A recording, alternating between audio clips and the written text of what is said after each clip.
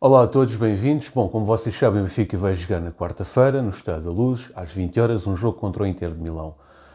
E é verdade que o Benfica já está fora da Champions, mas porquê que eu acho que é importante a mobilização de benfiquistas para este jogo?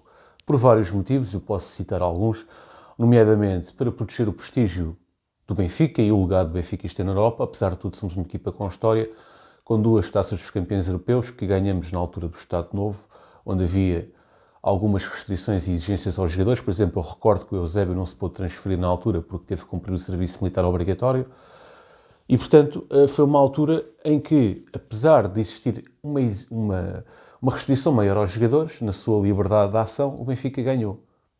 Portanto, o Benfica, se ganhou no passado, pode voltar a ganhar no presente, desta vez não uma Champions, mas uma Liga Europa. Eu acho que se o Benfica passar à Liga Europa, tem francas possibilidades de ganhar essa competição. Já tivemos em duas finais, não as vencemos, portanto a terceira é de vez. Creio que possamos chegar à final, caso alcancemos esse objetivo da Liga Europa, e ganhá-la. Vamos ter um mercado de janeiro, vamos poder reforçar a equipa, vamos poder reforçar a lateral esquerda e direita, ter ali mais uma outra alternativa para uma outra situação. E, portanto, acho que o Benfica deve apostar fortemente nesta possibilidade de entrar na Liga Europa e encarar este jogo com o Inter, que é verdade que o Inter está melhor do que nós. É o primeiro classificado da Liga Italiana. No jogo contra as Juventus, o último jogo que eles fizeram, empataram uma bola, mas o jogo foi praticamente todo o Inter. Tiveram uma posse de bola de 65%, mais remates, enfim, tiveram estatisticamente superior em tudo às Juventus e jogaram melhor que as Juventus, inclusivamente. Mas apesar disso, apesar de nós podermos respeitar o Inter, também temos que ter noção que o Benfica é o primeiro lugar da Liga Portuguesa. Portanto, temos que respeitar a nossa Liga Portuguesa, respeitar o nosso Benfica, que tem 6 milhões de adeptos espalhados pelos 4 continentes, portanto, espalhados pelo mundo.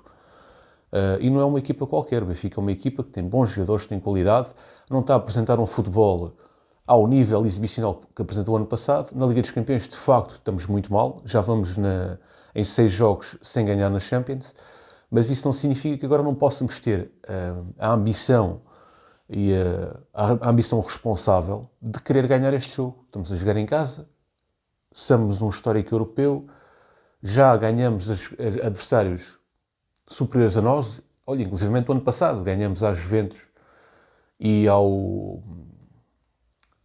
PSG, que são adversários em tese superiores a nós. Ganhamos e lideramos um grupo difícil. Portanto, se o ano passado ganhamos, se há 2 anos atrás, com uma equipa mais fraca do que este ano, chegamos longe nas Champions, este ano também não vamos chegar longe nas Champions, mas podemos ambicionar ganhar os nossos jogos que nos faltam, nomeadamente este jogo contra o Inter. Portanto, para além disso, do prestígio e da continuidade da Europa, é verdade que é difícil, mesmo ganhando ao Inter, é difícil continuar na Europa, mas é possível. E, portanto, temos que alimentar essa ambição e essa esperança, digamos assim. Aumentar o ranking, portanto, nós temos a possibilidade de jogar o Mundial de Clubes em 2025, onde vão estar presentes 32 equipas, e é importante conquistarmos pontos para o ranking. A primeira vitória na Champions, esta época, portanto, seria importante, e nunca ganhamos ao Inter. Portanto, se calhar está na altura de ganhar. Para além dos 3 milhões de euros de prémio que este jogo nos daria, a vitória. E acho que estes são os principais fatores para o jogo de quarta-feira no Estádio da Luz. Depois, aliás, antes de falarmos do jogo de Moreira de Cónegos, vamos aqui referir posição de avançado. Bom, para mim, o melhor avançado do Benfica, para mim, é o Musa, que vai com 8 golos, 8 participações enquanto titular. O Cabral tem 5 participações enquanto titular e o Textor 3. No entanto, qual seria o avançado que eu jogaria contra o Inter? Apesar do Musa, para mim, ser o melhor. Por uma questão de meritocracia, seria o Kasper Tjekstad. O Tjekstad, eu sou insuspeito por falar, porquê? Porque o Tjekstad, no início da pré-época, foi bastante atacado e eu dei aqui um voto de confiança ao Tjekstad. Disse que o Tjekstad é um jogador que tem que se olhar com olhos de para o jogador.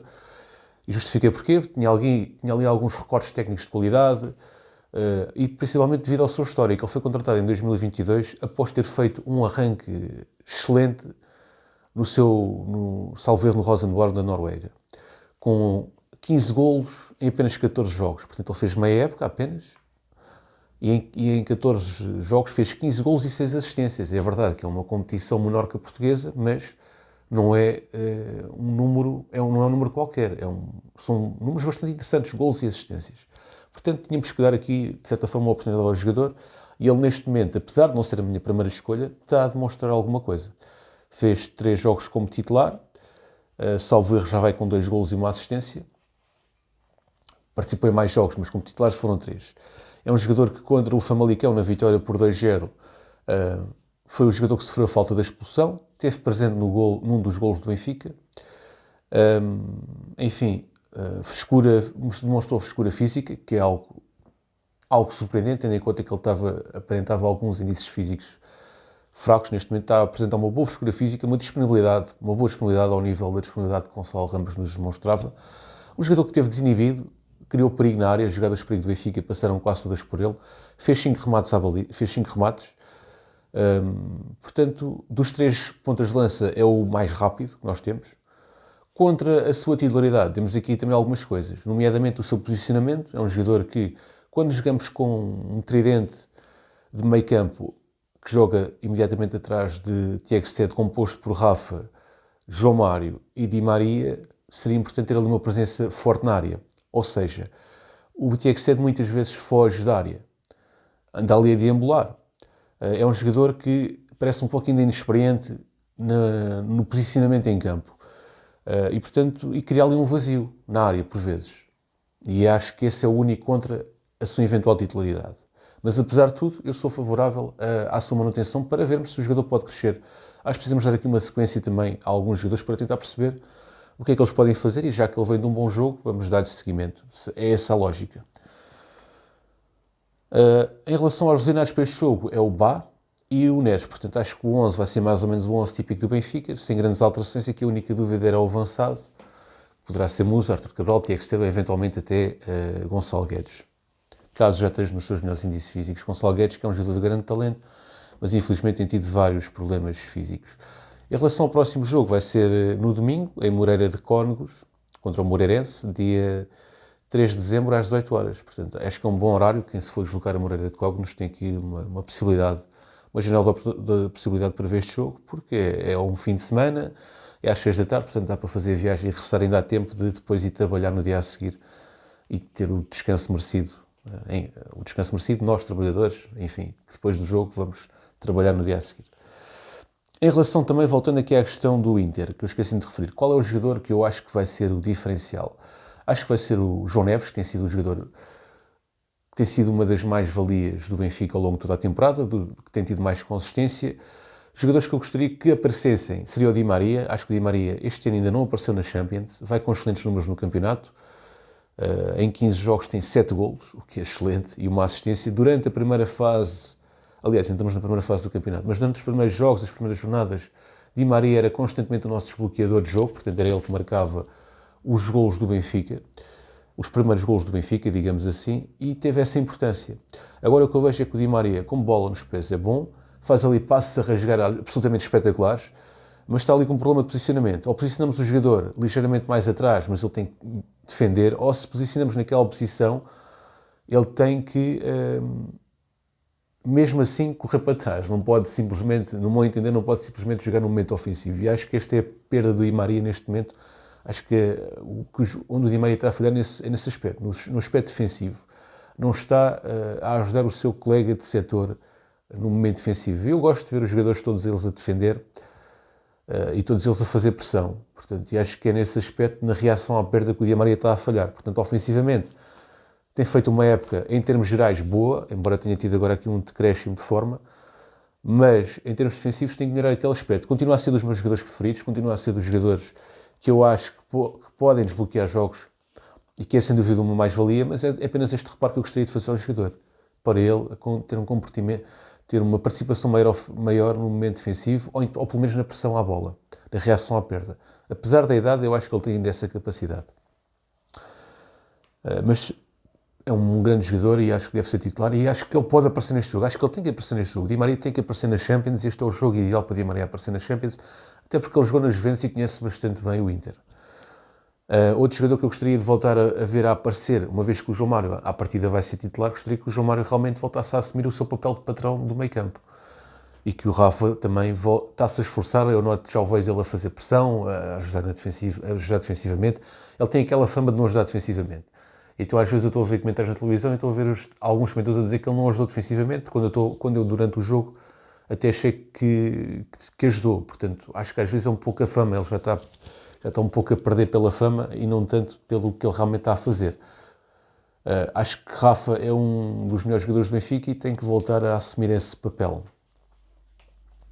Agora, em relação também, gostaria aqui de dar um voto de confiança a Roger Smith, porque de facto, após o derby, falando da polémica de Roger Smith e comunicação social, após o derby, o Roger Smith respondeu após uma pergunta que eu não me lembro exatamente qual é, quer dizer, ele respondeu ao jornalista de forma, em tom de brincadeira, e até fez um sorriso, se o jornalista era do Sporting ou do Porto, ou qualquer coisa assim do género. Depois de ele ter sido massacrado ao longo de toda a temporada. Eu nunca vi, sinceramente, um treinador campeão que no ano a seguir está a fazer um bom desempenho no campeonato, portanto, ganhou Supertaça ao Porto. Não perdeu, aliás, até superou os seus rivais diretos no campeonato. Passou na Taça da Liga, na Champions realmente está mal. Mas eu nunca vi isto acontecer.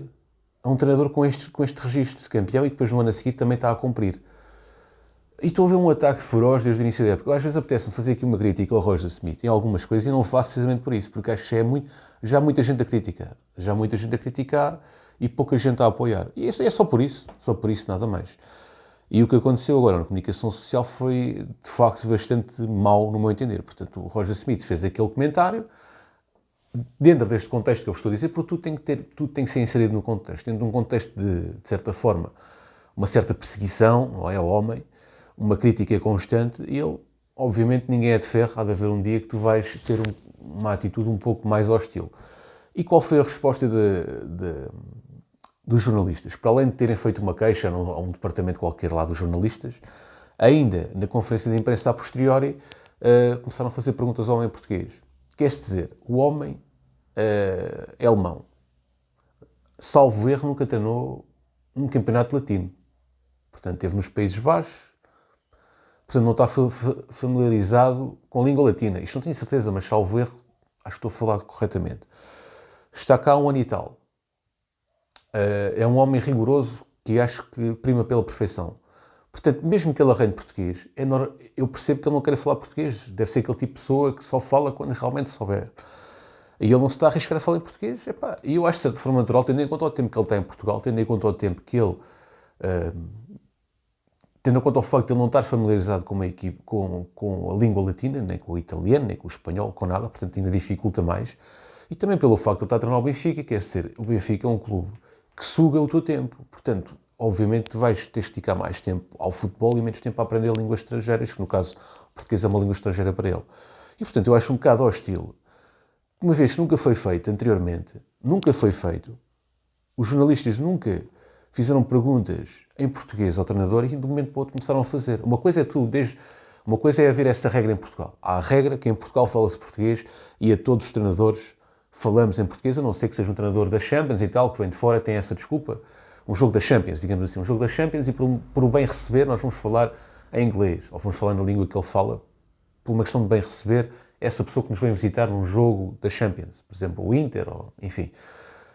Agora, se aos treinadores de cá, todos os que querem, vocês desde o início, falarem sempre em português, eu aí, porreira, tudo bem, estamos em Portugal, falamos português. Agora, se vocês nunca fizeram isso, se vocês sempre se adaptaram ao vosso interlocutor, se vocês sempre falaram em língua estrangeira com o vosso interlocutor, de um momento para o outro agora vão falar em português para um homem que não fala português. Achei isso completamente ofensivo. Completamente ofensivo. Quer dizer, completamente corporativo e até achei, não só de mau tom, não vou dizer o que é que eu achei verdadeiramente, para não estar aqui a criar polémica, mas no mínimo é inenarrável essa atitude, tendo em conta esse contexto. Porque tudo tem um contexto. Se fosse no contexto de, em Portugal, os jornalistas falam sempre em português. Então aí, nada a dizer. Agora, no contexto em que o jornalista português fala a língua estrangeira, fala a língua do seu interlocutor, de um momento para o outro deixa de falar, isso não faz sentido. Não faz sentido.